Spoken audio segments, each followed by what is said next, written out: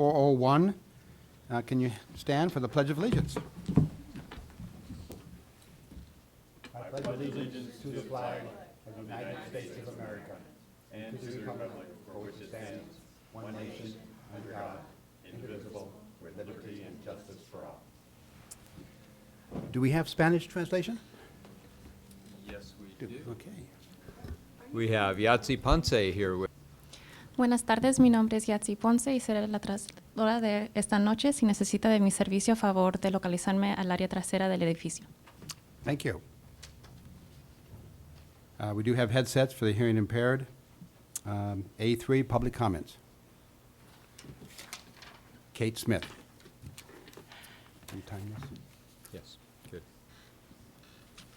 President Herron, members of the Santa Barbara Board of Education, I can't stay for the presentation because my daughter is having her birthday party at our downtown house, 729 Mission Canyon Road. I hope you'll attend. But I wanted to come and just tell you that you're pursuing a very dangerous path.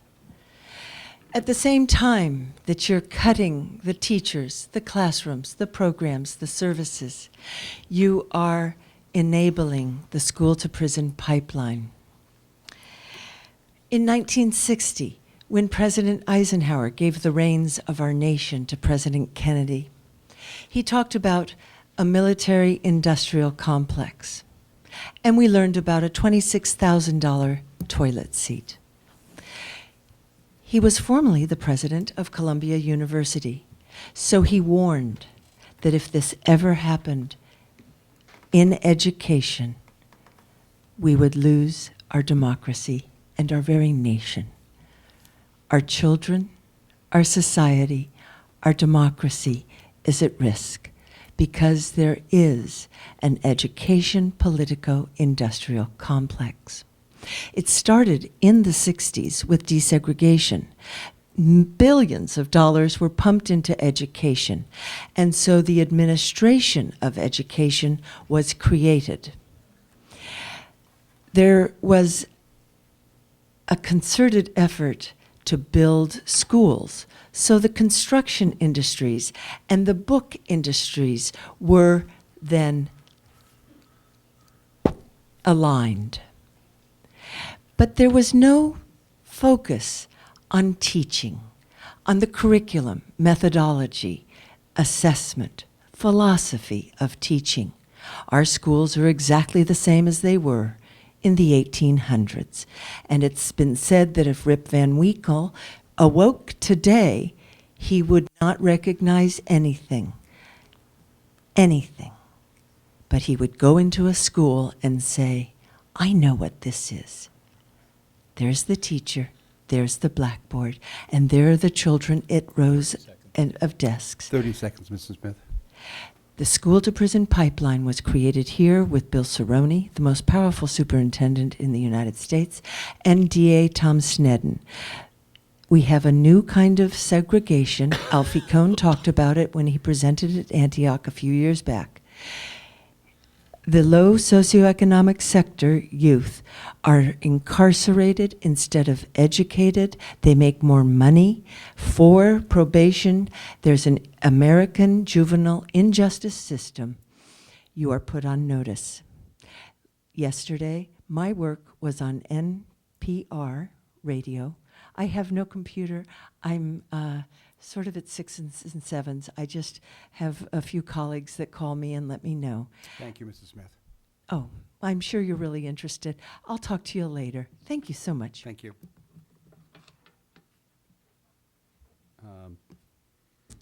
B1, approval of reduction in particular kinds of services and adoption of resolution number 09/10-40. We have Ann Peak with us here. We're asking for your approval on these releases. This provides us flexibility just as the releases of teaching positions at our last meeting provides us with flexibility. We'd like to work to put a restructuring plan in place. We'll do that as quickly as possible, but we do think we need that flexibility at this point. And Ann, I don't think you need to present anything. I was going to say, I don't think I have anything to add. She's You hit it certainly all. here to answer any questions. Yeah, definitely. Mrs. Parker? I don't have a question. I'm sorry that we have to do this, but I'll go ahead and move to approve the resolution 09-10/40. Second, and I'm also sorry, but I know we made a motion on Tuesday night, and I think we need to follow through on the administrator side of this. Any further discussion? All those in favor say aye. Aye. Opposed? Motion carried unanimously. B2, approval of proposal to continue the district's outreach coordinator and consultant position. And Michael Gonzalez, our Director of Student Services and Compliance, is here to talk to us about this. Thank you very much. As you know, by previous board action, the outreach coordinator consultant position was funded from February 2009 through February 2010. On March 4th, we were approached by John Clark, the executive director of the James Bauer Foundation, who has a great interest, as other foundations in Santa Barbara, in the city's response to gang violence. He approached us and said, look, we are very interested in funding a plan. Until the plan is developed, we are particularly interested in making sure that the work of the Santa Barbara School District's outreach coordinator continues.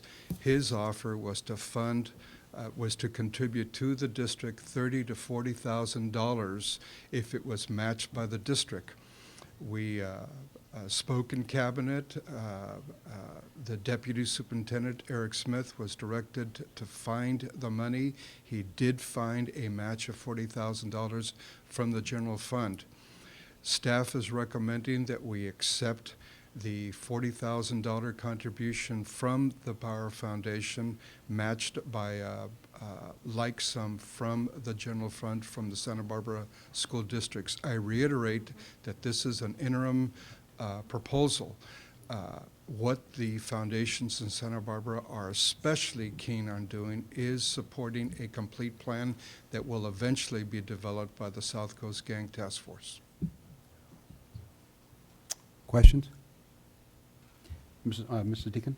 So how long will this take us with our funding and the Bowers Foundation funding? It should take us pretty much to the end of the next school year.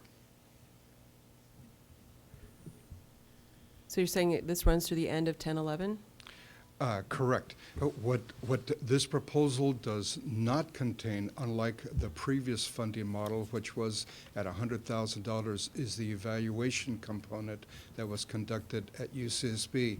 Should we want to continue with an evaluation component, we would have to find additional funding. We do not, at this time, know of a source to make that happen. I should add that this would also curtail some of the other expenses that we had in taking kids on field trips. That doesn't mean there would be no field trips at all, but we'd really pull back on those and make sure that we do extend that money through the end of this next year. Yes. Correct. Mrs. Parker? Well, 40,000 from the general fund is 40,000 from the general fund. So one of my questions is this like 20,000 from 09-10 and 20,000 from 10-11? Do we have any concept of where this falls in the budget cycle, this money? Unfortunately, I do not have those specifics for you. But the reality is that by doing this, we may need to come back and cut the general fund in some other area by $40,000. But the reality is also that we're probably going to have to do it by a lot more than that. That is true. If we have the need, especially later this year, for further budget reductions, then this is an offset against that, actually. So is there a contract associated with this? Well, no, it's So it's an month to month kind of? I mean, how are we obligated to the employee? If it can be designed in a number of ways, but he is an employee, a classified employee under the CSEA, so we would follow the usual processing for classified employees And so we'd be making, should you approve the proposal, we would then next make contact with Personnel Office to make those arrangements. It has been in years past a 12-month position that sees us through the summer, because those are critical months for the young people that this project addresses.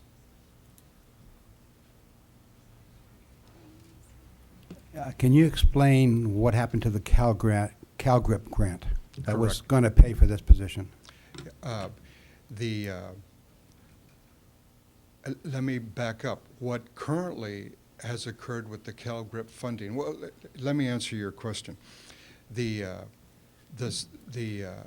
CalGrip grant allocated a set amount of money to the Santa Barbara County Education Office to hire someone to work in a case management approach with students enrolled in our district who are on probation with gang terms and conditions. Fred Rasso, who coordinates the program for the Santa Barbara County Education Office, set aside approximately $34,000 through the CalGrip monies dedicated to that project. When it was clear that our position would only fund up through February, negotiations were begun to see if Ismael, our outreach worker, would be able to take on that additional responsibility. Our outreach coordinator said, look, with my present caseload and the additional 47 students that you want to assign to me, I would not be able to do justice to that new responsibility. He turned down that position. The current CalGrip monies have purchased the services of two employees within the district on an outside their job basis to follow up with the kids who are on probation with gangs, terms and conditions. One of them is a part-time employee at Santa Barbara High School, and the other one is a full-time employee at the La Cuesta program. They are going to be working on a case management approach with the 47 students that CalGrip focused on. In an email response to one of my questions, you indicated between now and the end of June 30th, about $20,000 will be needed. Your specific, yes, the question that you asked, my response to you was to employ Ismael at his present rate between March and June would be a little over 20,000 that you indicated. So that would leave $60,000 to go from June until next June. Correct. And can you do that for $60,000? We can get pretty close. Remember, we're in negotiations with the South Coast Task Force to create a plan that would be fully funded. So that's an ongoing effort. Our hopes is that eventually the governmental agencies, the foundations that are part of that gang task force will contribute sufficient funds to operate the plan. That is not yet developed. They've been working on that, but that is the expectation. Let me just add, I think it'll be very important for us to calculate out what the salary and benefits will carry us to, along with some expenses, so that we know exactly how far this will carry us. So we will do that. In fact, we'll get you that information in a board brief. Okay.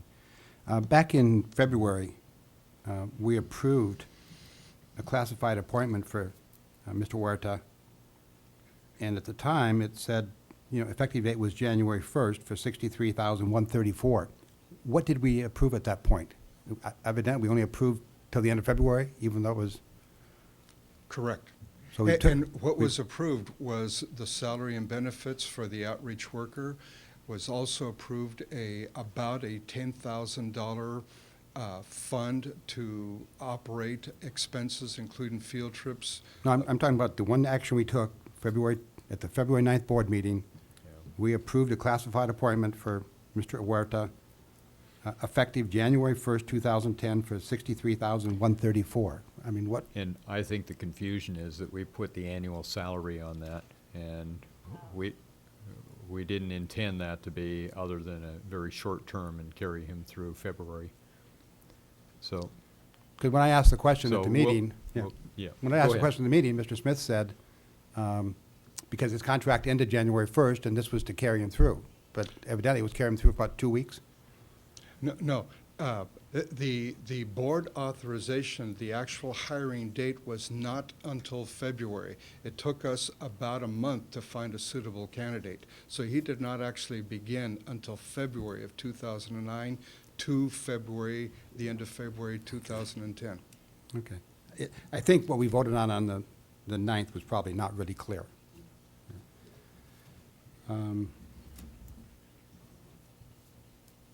As I understand the difference is that CalGrip is to specifically work with at-risk kids who are already in trouble, where Mr. Huerta is to motivate kids to stay out of trouble.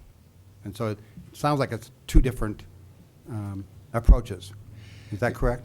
You're asking for a much broader question. CalGrip actually funded 3 different endeavors. Part of the CalGrip grant went to the police department for very clearly suppression activities. Part of it went to support a number of outreach workers. For example, part of it went to the Santa Barbara County Education Office to fund additional outreach workers with them. Part of it went to the Community Action Commission that funded outreach workers through what they call the Los Compadres program, and they instituted a female counterpart called Los Comadres program. Part of it went to CADA to fund an outreach worker at El Puente. Also, part of that funding is what we're currently using, and you'll receive a report to operate the intervention prevention program that we have established in the elementary district. So there was a multiple number of projects that were funded by CalGrip. And as you've stated, the CalGrip, the outreach workers were charged very specifically to work with young people who are on probation with gangs, terms and conditions. Were we involved in writing that CalGrip grant request? No. So that's why we weren't included in it with our program? Correct. And we're part of that group?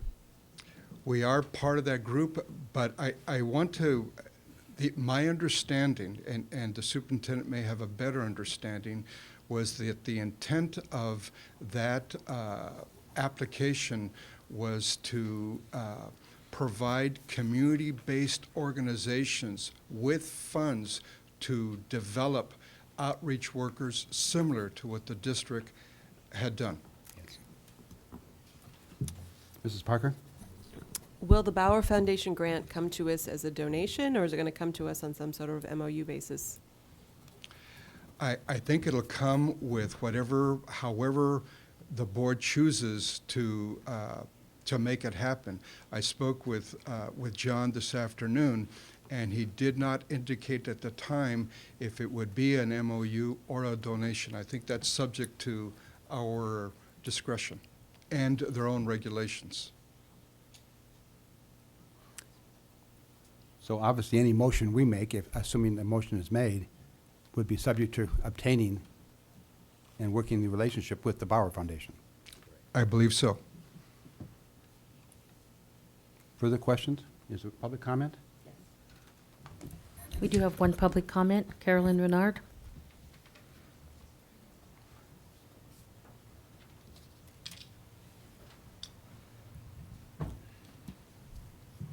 I really haven't had time to prepare my comments. You'll have to excuse me. I really feel like the board having this meeting on a 4 o'clock on a Friday is really inexcusable. There's hardly anyone in the audience, as could have been expected from holding a meeting at this unusual day and time. I'm speaking because this so-called intervention specialist position, first of all, the presentation I saw on the effectiveness of this position several months ago that you were given basically didn't show anything. It didn't show that the position was being effective. And this position is not based on research. It's not, it's just an off-the-cuff position that was pulled out of somewhere dark and deep and thrown up there as some sort of gesture to deal with the gang problem. And it's somehow connected with the city's gang intervention task force. And that gang intervention task force itself is based on, not based on research. It's based on research, actually it is based on research, but research from the Department of Justice. The interventions that this school district is taking should be based on programs and research from the Department of Education. I mean, how can it be more clear that this is just another part of the school to prison pipeline? How can it be any more clear? Why are you getting programs from the Department of Justice instead of the many, many good programs that show that they work to help kids from becoming participants in the juvenile justice system? The Department of Education has many programs that have been proven to work, that have been used. Why isn't this district even looking at those? And instead they're going with a program which is more likely to criminalize kids, a program and interventions that aren't shown to work. I just don't understand it, and I don't understand why any funding foundation would want to participate in this if they really knew what was going on. And the city's gang task force, well, you know, it has several committees where actually most of the decisions are being made and most of the things are going on. And when I asked for the agendas of those committees, I was told, well, the public can't attend these committee meetings. And so I said, well, okay, then can I just have the minutes? Those are public money that's being spent. These are public records, the minutes of these committee meetings. And I was told, oh, we don't keep minutes. They're making important decisions that the gang task force then acts on.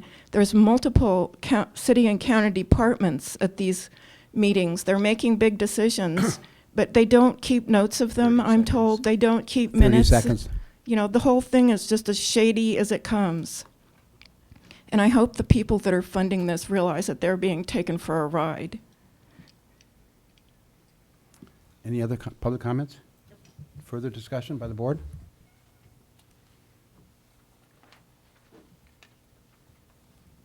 Mrs. Deacon? I just want to address one thing. First of all, I support funding this position. I believe I have seen evidence that it is effective.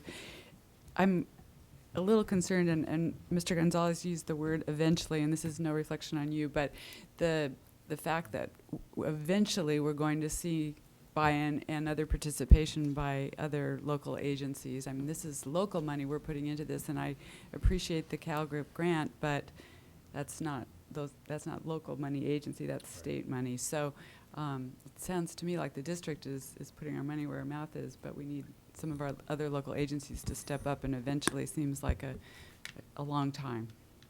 Thank you. I would move to go ahead and approve this. Second. Dr. Noel, discussion? I'm sorry, what? Discussion? Yeah. I just wanted to recall Dr. Rios's presentation, and also a couple of sessions I had with him, which persuaded me of the merits of what's being done. We don't often hire independent evaluators of our programs, and we did this time, and the evaluation was, it was not a carte blanche. It was a realistic evaluation, but on balance, I felt showed that this was money very well spent. And part of that has to do with the find of a particular individual. And my understanding of the history of this kind of effort in this town has been very closely tied to unique personalities. And I recall the last time when we had the debate about the 4 positions, and I recall making the case that what do? We can't produce the gentleman, I don't want to use his name, but again, who had done so well, and you and I were on opposite sides on that debate.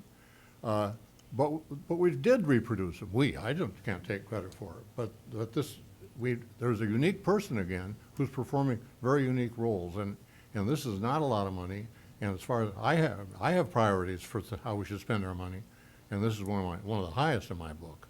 And I'd be happy to suggest some things to cut to pay for it. I'd just like to also chime in that from day one, my opinion is that this is a community need, and the community needs to step forward and help fund these things. I'm sorry that we weren't part of that CalGrip, since we were out in front by a year of anybody else.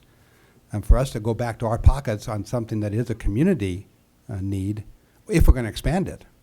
You know, I really think the task force needs to think seriously about what happens after this, because we can't keep coming back to this well. The Bauer Foundation, I have to just be so happy that they stepped forward and made the offer, because they obviously see the benefit. And I'm sure they want to do this kind of thing and think it's effective. And we need to prove that it is, and we have the one study that was very, very favorable. But I think that the task force needs to step forward to fund these kinds of things if we're going to expand it to other schools, which I think it needs to be done. We need more if it does truly become a very valid program. So I'm going to vote for it, but I'm still believe that it's a community effort, and I want to impress upon the task force that they need to step forward and figure out how they're going to fund this effort. We can't do it alone. Mrs. Cordero.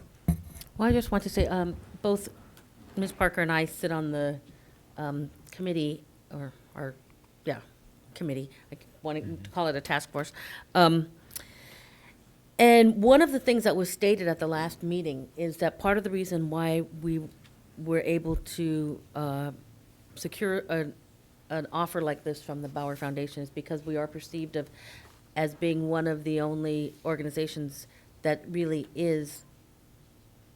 has something in place that's working, and that the students who are participating in this are so overwhelmingly supportive of it. They are so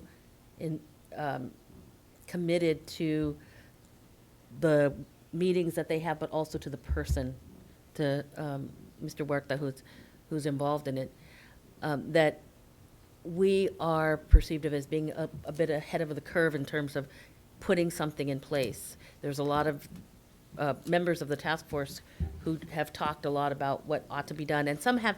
We had that summer program. There has been some things done, but we are really in a good position, we were told, to perhaps obtain more grants and more funding because of the fact that we have it going, and that it is definitely seen as being successful, both by the nonprofits in the area and the funding organizations, and also by the young students themselves. Mrs. Parker? And we have Dr. Rios' evaluation, which is absolutely key in going out for funding, and it's just very valuable. So I was really pleased to hear that has and will make a difference in the future in terms of outside funding for this position. Well, that's another question. What are the chances of getting help with the $40,000 from other organizations? Have we asked anybody else to help fund the extra, the matching $40,000? We, as I've shared with the superintendent, a meeting may take place next Thursday with additional foundations to see if they are willing to contribute towards this effort. I want to echo all of your sentiments. It's very clear that this is a community struggle that the community needs to resolve. There is an executive committee. I believe that one member of our board sits on that executive committee. I firmly believe they have an obligation, that executive committee has an obligation to do exactly what you're all calling for, to put the money to make this a safer, less violent community. I simply share with you that I'm not willing to wait, and I don't think the district should wait. Not only do we have the students engaged in this project saying that this is effective, we have schools saying that, you know what, we notice a difference. I have not shared this with the superintendent yet. The Juvenile Justice Coordinating Committee sent a survey out to the high school saying, look, we're working on the next juvenile justice plan, and we want you to indicate what does gang violence, what is the extent of gang violence in your schools right now? I spoke with the staff at San Marcos 2 days ago. They indicated to me, you know, Michael, we're going to report that there's a dramatic decrease. It's a result of a lot of efforts. I'm not going to say it's directly a result of the outreach worker, but he has certainly been instrumental in that work. I fear what'll happen in our schools and our community if we let go of this position. I reject any notion that we're involved in this pipeline to prison situation. This program is designed to connect students to schools and to their families, and we are being effective in that mission, in that message. So I implore you to accept the Bauer Foundation to continue this work. Thank you very much. Mr. Herron, I want to just reinforce what Mr. Gonzalez said. Professor Rios has a life history that if the public were to take the time to learn a little bit about him, they would understand that he would have nothing to do with a system that would be biased towards channeling children or young people into the criminal justice system. It's just the farthest thing from what he does, and that has an enormous impact on my sense of confidence in his recommendations. And may I add to that, thank you for that comment, because we do get turnaround stories, and we saw that in the evaluation. We saw kids who are moving away from gangs rather than embracing them. And I know a lot of the things that we get are more anecdotal, but they are stories of success. They're stories of kids who are saying, I don't want to be part of the gang. I don't want that in my future. It's too present right now, and I now have ways to get away from it. So Thank you. it's big. And Mr. Cordero. let us also recognize Matt Sanchez for the fine work he's been doing in this area for a long time and never come to us for a penny. That is right. Not only Matt, but a number of these MATIC organizations that did come together as part of the community effort. And boy, they run on shoestring budgets. I mean, Mrs. Cordero. Well, I just wanted to say that I think we had an example of the impact that this outreach worker has had in just one of our recent expulsion cases, where we saw the difference between some of the students who were not working with this worker and at least one individual who was, and the dramatic difference it made in terms of the attitude towards remaining in school, getting back on track, et cetera. And just, you know, since we're talking about it,